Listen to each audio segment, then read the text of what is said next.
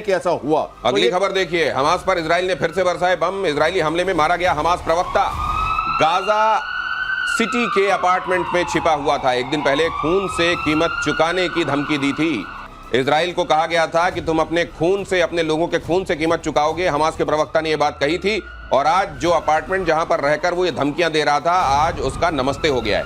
ये है इजराइल, और इसीलिए इजराइल का एक महत्व भी है और पूरी दुनिया में उसकी बातों का वो वाला वजन भी है कि एक बार कह दिया तो फिर अगले दिन ये हो जाएगा, इसकी गारंटी रहती है। ज्यादा से ज्यादा विलंब होगा तो महीना डेढ़ महीना, लेकिन कॉन्टिन्यूअसली उनकी आंखें और उनके लोग उस व्यक्ति का पीछा कर रहे होते हैं और उसको उसके अंजाम तक पहुंचा देते हैं। एक बार फिर से इजराइल ने यह साबित किया। एब्सोल्युटली, ये दिख रहा है आपको। एक दिन पहले ये कहता है कि खून से, और देखिए उन्होंने क्या किया। देखिए इजराइल की जो डिटर्मिनेशन है ना, वो उसकी स्टेइंग पावर है। इतने छोटे देश, इतने कम लोग, और पूरे के पूरे चारों तरफ से घिराव कर रहा है। इसके अलावा आप अभी शायद बताएंगे किस तरह से उसने हुती के ऊपर में किया है। उनके प्रधानमंत्री को, उनके मंत्रियों को मारना इतना आसान नहीं है। दे आर इनसाइड, वहां हो रहा है, यहाँ कर रहे हैं। तो आप बताइए कि उसकी आप पावर को तो मानेंगे ना। अस्तित्व की लड़ाई है। अस्तित्व की जब लड़ाई होती है ना, तो ऐसा ही होता है। दूर तक गंभीरता से धीरे धीरे अपने सारे जो उनके मकसद है उसको वो पूरा करते हैं। तो ये जो स्पोक्स पर्सन है उनका बहुत दिनों से ये मास्क रहता था, हमेशा अपने को कवर में रखता था। और ये अल कासिम ब्रिगेड जो उनका है, जो हमास का जो मिलिट्री विंग है, उसके लिए सारी बड़ी बड़ी वीडियोस बना के रखता था। लेकिन सर इसमें बहुत बड़ा सबक भी है। इसमें बहुत बड़ा सबक भी है कि बातों के वीर बनने का कई बार इस तरीके से नुकसान होता है। बिल्कुल। पाकिस्तान में बहुत सारे बैठे हुए हैं। पाकिस्तान से अक्सर धमकियां, अक्सर बड़ी बड़ी बातें, उसमें बिलावल भी शामिल हो जाते हैं, उसमें इनके कई मंत्री भी शामिल हो जाते हैं। अक्सर उनको अचानक कुछ ऐसा लगता है जैसे किसी ने कोई इंजेक्शन मारा हो और अचानक वो आकर भारत के खिलाफ बातें करने लगते हैं, कश्मीर का राग अलापने लगते हैं। बातों की भी किसी दिन जान देकर कीमत चुकानी पड़ सकती है। ये बात भी ध्यान रखी जानी चाहिए। इजराइल ने ये सबक दिया है कि देखो इन्होंने कल मुंह चलाया, आज ये अंजाम को पहुंच गए। अब धीरे धीरे इस तरीके के लोगों का ये हश्र होना चाहिए। अगली खबर, यमन के हूती विद्रोही, अभी यही बात कह रहे थे। यमन के हूती विद्रोहियों ने खाई जवाबी हमले की कसम। इजरायली एयर स्ट्राइक में पीएम मंत्रियों की मौत से भड़के हूतियों ने कहा अपने नेताओं की मौत को याद रखा जाएगा। इजराइल में अब कोई सुरक्षित नहीं, विदेशी कंपनियां देर होने से पहले इजराइल छोड़ दें। इतनी बड़ी बड़ी बातें सर 15 नवंबर 2023 से कर रहे हैं। क्या आपने किया? यदि हमास पे किया तो हम ये कर देंगे, वो कर देंगे। आज तक बेन गुरियन एयरपोर्ट से आगे निकले नहीं। एक या दो कोई हुआ होगा फैक्टर। मगर देखिए इसके पहले भी हूतियों के अगेंस्ट में बहुत पूरे 12 देश, अमेरिका ऐसा देश करता रहा। जब आया इजराइल तभी कर पाया। उसके प्रधानमंत्री को, उनके मंत्रियों को मारना, उनके सना में चले जाइए, उसके हुदेदा में चले जाइए। जिस तरह पता नहीं इनके पास कौन सा हथियार है, इनके पास कौन सा बम है जो सबको छेद देता है।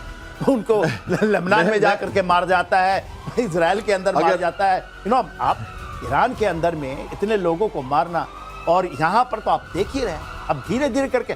और इन्होंने कहा है, कसमें खाई हैं कि इसके बाद नंबर आपका है। देखिए अगर मैं इसको मानूं तो मैं मानता हूं कि इजराइल एक बहुत ही सोची समझी नीति के तहत HHH, पहले हमास फिर हिजबुल्ला, और ईरान से जो थोड़े दिन लड़ा था ना, वो भी जो विड्रॉल है उसका वो अपने हित में है। उसको पता है कि ईरान खुद नहीं लड़ता और डिस्टेंस वाइज जो अलग है, लेकिन हमास जो है मेडिटेरियन को, रेड सी को अफेक्ट करेगा, उसके शिप्स को अफेक्ट करेगा, तब वो H पर पड़ गया है। तो पहला H, दूसरा H, अब तीसरा H। उनके लीडर कह रहे हैं कि ईरान से लड़ने की जरूरत नहीं है तुम्हें। Hezbollah, Hamas, Houthi, yes, Hamas, Hezbollah, आप देख रहे हैं स्टेप वाइज। हमास के साथ तो चली रही है, करीब करीब खत्म कर देंगे। उसके बाद वो गए थे हिजबुल्ला। मैं लगातार उन दिनों कहता था कि अभी हिजबुल्ला से नहीं लड़ेंगे, रॉकेट फायर करते रहेंगे, नहीं लड़ेंगे, और वही हुआ। आराम से 6 महीने साल भर लगाया, फिर हिजबुल्ला पे लेबनान पे गए। अब उन्होंने ये थर्ड फ्रंट, उस समय हुती को चुपचाप दूर से कुछ मिसाइल्स में एलियट पोर्ट पे उन्होंने अटैक किया था, कुछ मिसाइल्स को मारे थे, इजराइल शिप को पकड़ लिया था, जो भी फ्लैग कैरिंग शिप्स थे रेड सी से। तो इकोनॉमी को प्रभावित कर रहा है। इंड्योरेंस फ्रीडम जो हमने ऑपरेशन इंड्योरेंस फ्रीडम किया, उसमें अमेरिका वहां गया और यूके के साथ मिलकर उसने डिस्ट्रॉय किया हुती के कैंप्स को। और अब इजराइल के बारे में वो जगह इजराइल को मिली है, इजराइल अपना काम करेगा और पूरी तरह से सफाया करेगा हुतीज का। तो तब ज्यादा मुंह चलाया जाता है जब असल में करने के लिए उतना कुछ नहीं होता है। आप देखते हैं वो तमाम देश जिनमें सब्सटेंस होता है, ज़र्फ होता है, मादा होता है, वो कर देते हैं, मुंह ज्यादा नहीं चलाते हैं। और इस तरह के जो प्रॉक्सीज या मुल्क होते हैं जो मुंह के बड़े हीरो बनते हैं, वो असल में इसलिए कर रहे होते हैं क्योंकि उनको खुद मालूम होता है कि इसके अलावा बाकी दूसरे चारे उनके पास कम है। और अमेरिका और सऊदी अरब को सता रहा है ईरान का डर। सऊदी अरब में अमेरिकी एयर डिफेंस थर्ड तैनात हो गया है। सऊदी अरब की फौज ने अमेरिका से ट्रेनिंग ली है। सऊदी अरब में पहले से ही पैट्रियट 3 तैनात है और पैट्रियट 3 के बाद अब थर्ड का भी वहां तैनात किया जाना, इसका सिग्निफिकेंस भी है। अमेरिका के जरिए तैनात किया जाना, इसका सिग्निफिकेंस है सर। देखिए जो थर्ड है ये टॉप नॉच में है। S500 की जब बात कर रही है, HQ-29 की आपने बात की थी चाइना, उसके रेंज पे। तो आपने बात पैट्रियट तो था ही, थर्ड ले आए, उसको कहीं ना कहीं डर है ईरान से, दैट्स व्हाई लगाए गए। और थर्ड भी बैटरीज बहुत लिमिटेड, अभी भी देखिए इजराइल में देखिए तो 3 ही बैटरी पहुंची है। उसी तरह थर्ड तो मांग ही रहा है, मगर वहां नहीं देकर के इन्होंने यहाँ दे दिया। तो ये भी दिखाता है कि कितना, और यहाँ पर ईरान के अलावा सबसे बड़ा इनको डर हूती से है। हूती फायर करता रहा है और इसको अभी तक तो बचते रहे हैं। अब थर्ड के आ जाने के बाद मेरे ख्याल से और भी उनकी एयर डिफेंस सिस्टम, और ये देखिए टर्मिनल गाइडेड है। ये जो कहते हैं सर इसको terminal high altitude area defence, ये इसका फुल फॉर्म है। ये जो है ये क्या वाकई सर ये दुनिया के सबसे बेहतरीन एयर डिफेंस सिस्टम्स में से एक है या इसका परखा जाना बाकी है? देखिए कहा तो जाता है कि दुनिया का वन ऑफ द बेस्ट ये एयर डिफेंस सिस्टम है, क्योंकि एरिया डिफेंस सिस्टम है।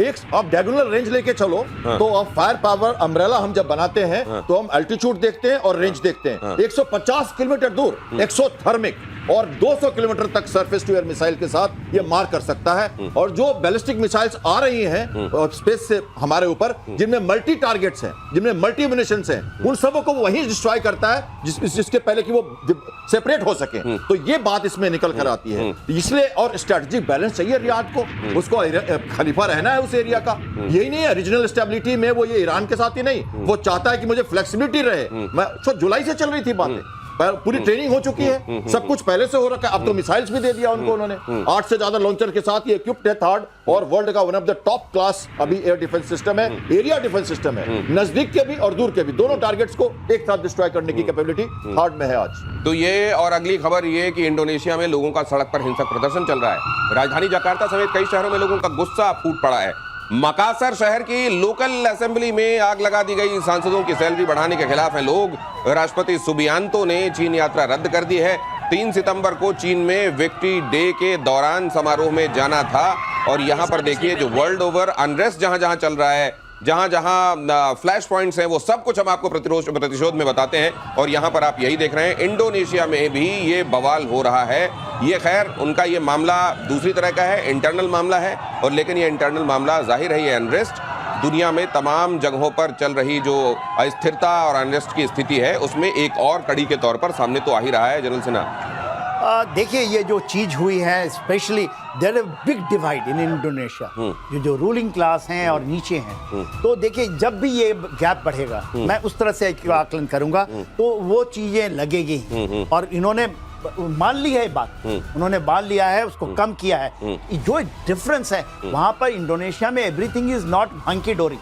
वहां पर इंडोनेशिया में भी लोग अपने अधिकार के लिए लड़ सकते हैं, ये पहली बात। और सिचुएशन इतनी ज्यादा वॉलेटाइल है कि सत्ता का परिवर्तन भी हो सकता है इसलिए, क्योंकि इस कारण तो सर ये बहुत बड़ा सबक उन लोगों के लिए नहीं है, पाकिस्तान जैसे मुल्कों के लिए, जहां पर उनका जो एलीट क्लास है, जो वहां के हुक्मरान है, वहां की जो फौज है पूरी मौज ले रही है और अपने अवाम के हाथों में कटोरा थमा दिया गया है। श्रीलंका में भी यही किया गया था, इसीलिए वहां वो अनरेस्ट दिखाई दिया था। यहाँ भी वही हो रहा है और अब पाकिस्तान में भी ये बहुत जल्द, और बलूचिस्तान वगैरह में तो ऑलरेडी चल रहा है। विश्व के हर एक कोने में होगा। 21वीं सदी में यही है, यही होगा। जो डिफरेंस है ना, खाइयां आप नहीं कर सकते, आपको सामान्यताएं लानी पड़ेगी। और भारत में सामान्यता है, इसके कारण हम आप लोग सब कोई ऊंच नीच जाति नहीं है।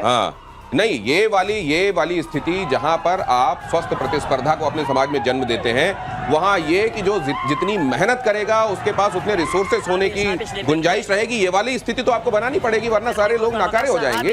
लेकिन साथ में इस बात का ध्यान रखना पड़ेगा कि क्लास के बीच में इतना फर्क, इतनी बड़ी गहरी खाई ना होती जाए कि एक दिन वो रिवोल्ट में तब्दील हो जाए। और इन मुल्कों ने नहीं किया है, पाकिस्तान भी अब ये देख रहा होगा। खबर, अगली खबर देखिए, मिस्र में भारत करेगा शक्ति प्रदर्शन, जल थल वायु सेना दिखाएगी ताकत। भारत के 700 जांबाज सैन्य अभ्यास में शामिल होंगे। इस अभ्यास का नाम है ब्राइट स्टार 2025। इसमें कई देशों की सेनाएं हिस्सा ले रही हैं।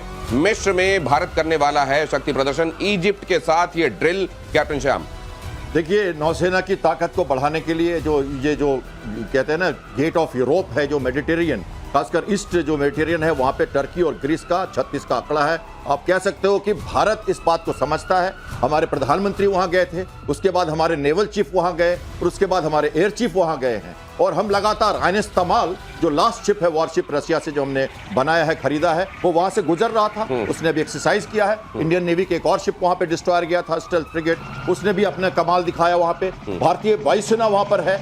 ये जो एरिया है ना, वो ऑयल गैस पाइप और इस पे वर्चस्व करने का टर्की चाहता है कि वो हमारे कंट्रोल में रहे। वो अपने को मानता है एक तरह से ब्रिज, कहाँ का, तो वो ब्लैक सी का और मेडिटेरियन का। मैंने कहा था डार्क की जो स्टेट्स है वहां से, तो वो उस वर्चस्व को तोड़ने के लिए साइप्रस को भी हम ले रहे हैं, हम उसको घेर रहे हैं। ये जो इनकी जो पॉलिसी है ना टर्की को पाकिस्तान का, उसका असर हम ये दिखा रहे हैं, जो पाकिस्तान टर्की का जो बन रहा है संयोग। तो इस तरह के जो खतरनाक गठजोड़ बन रहे हैं, इन मिलिट्री एक्सरसाइजेस का एक महत्व ये भी होता है, उनको भी संदेश देना है कि असल में सिग्निफिकेंस तो इधर है। और पाकिस्तानी सेना का MI-17 हेलीकॉप्टर क्रैश हो गया, गिलगिट बाल्टिस्तान के चिलास में क्रैश हुआ है।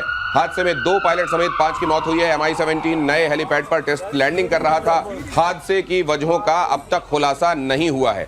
इस खबर में अब एनालिसिस का वक्त नहीं बचा है, इसलिए बहुत धन्यवाद करूंगा sir. Thank you so much for making it possible today. बहुत धन्यवाद। ये आज खतरनाक बारिश चल रही है दिल्ली में, और उसमें से ट्रैफिक के बीच में से नेविगेट करते हुए इतनी जल्दी स्टूडियो तक पहुंचना, आपका बहुत धन्यवाद। आप तमाम दर्शकों का भी जुड़ने के लिए बहुत धन्यवाद।